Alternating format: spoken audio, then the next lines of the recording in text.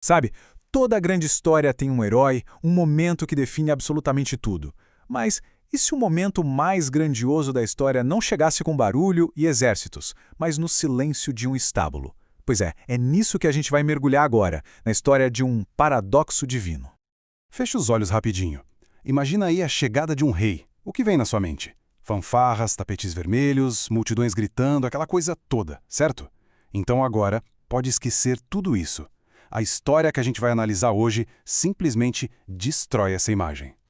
Olha, o que é realmente poderoso nesse slide é esse contraste gritante. De um lado, você tem os símbolos do poder humano que a gente conhece tão bem: palácios, domínio, força militar.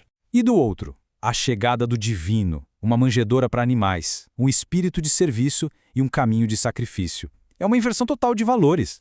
A jornada em si já foi humilde, né? Pensa só, um casal cansado, uma cidade lotada e, no final, a rejeição. Nenhuma porta se abriu para o Salvador do mundo. O único lugar que eles encontraram foi onde os animais dormiam. Um lugar simples, esquecido por todo mundo.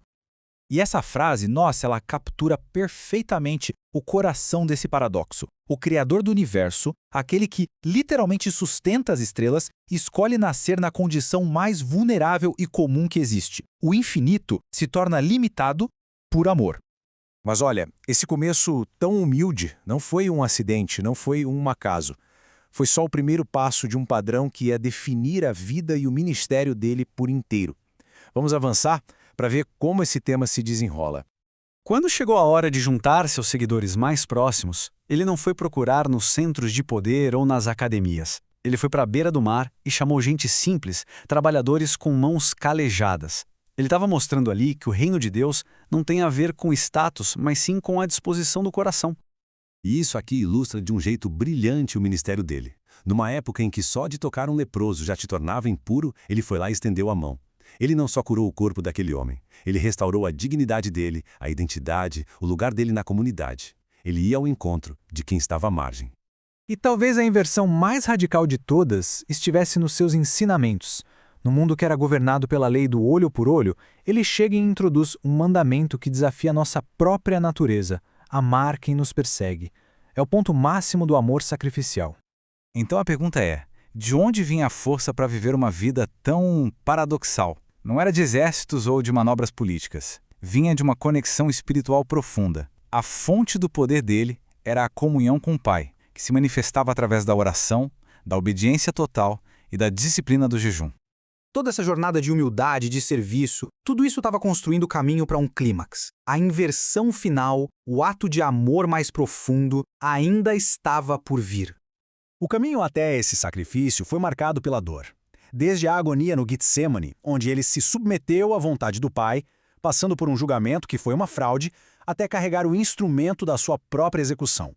Cada passo foi um ato de entrega total. E no auge do sofrimento, pregado numa cruz, ele não fala palavras de maldição, mas de perdão. O ponto central é este. No momento de maior fraqueza humana, ele demonstrou o maior poder divino que existe, o poder de perdoar sem condição alguma.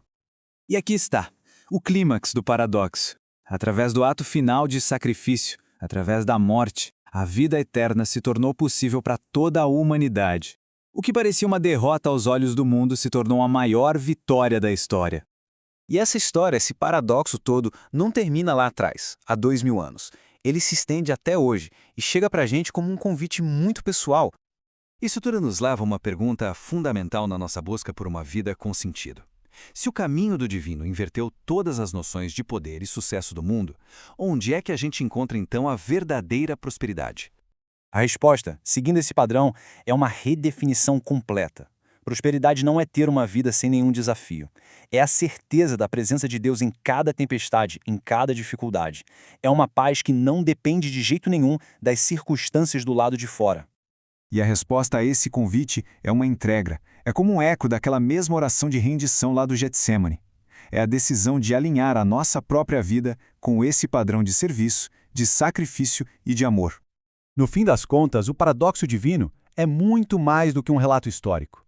É um mapa para uma vida com significado profundo. É um convite para a gente descobrir que a verdadeira força não está em dominar, mas em servir.